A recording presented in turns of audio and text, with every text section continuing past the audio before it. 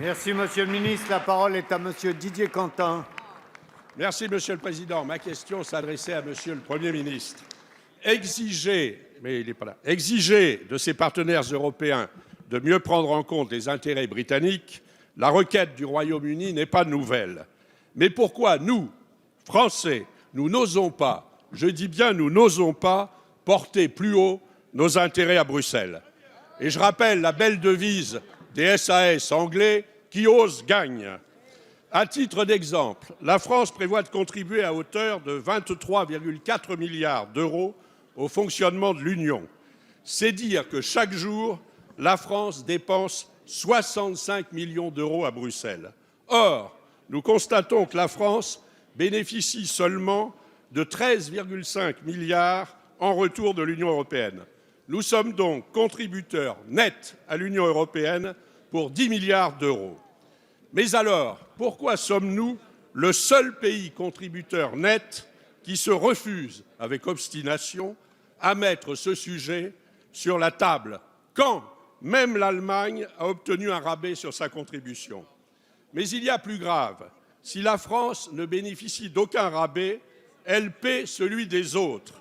C'est ainsi que nous assurons à nous seuls 30% de la ristourne accordée au Royaume-Uni, soit 1,4 milliard d'euros par an à la place de Londres.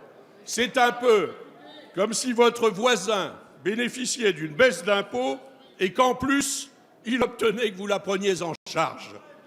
Alors, Monsieur le ministre, puisque c'est le ministre qui va me répondre, quel marché de dupes a conclu la France pour que la Grande-Bretagne demeure dans l'Union européenne, sans y être d'ailleurs vraiment?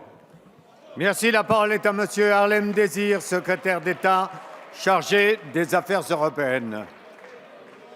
Merci, Monsieur le Président, Mesdames et Messieurs les députés. Monsieur le député Didier Quentin, l'accord qui est intervenu le 19 février entre les chefs d'État et de gouvernement sur les demandes qui étaient formulées par le Premier ministre britannique pour lui permettre de préparer son référendum est un bon accord. D'abord parce qu'il permet au Premier ministre britannique, David Cameron, de faire campagne pour le maintien du Royaume-Uni dans l'Union européenne.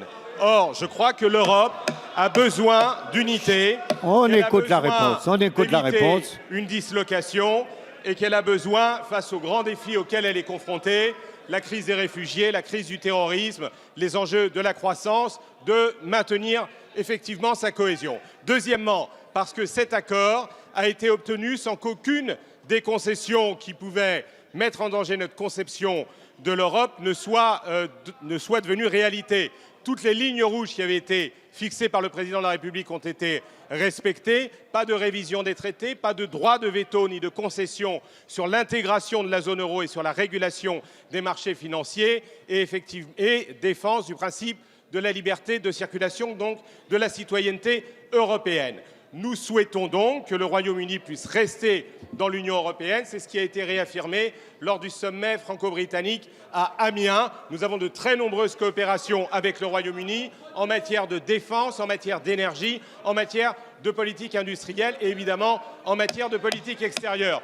Concernant le budget de l'Union européenne, tous les États membres contribuent à ce que l'on appelle le rabais britannique qui a été négocié il y a déjà bien longtemps. C'était à l'époque de Margaret Thatcher et qui tient au fait que le Royaume-Uni est un contributeur net très important, comme la France, comme l'Allemagne, du budget européen. Nous pensons qu'il faut réformer le système des contributions, qu'il faut développer des ressources propres, mais ça n'est certainement pas en proposant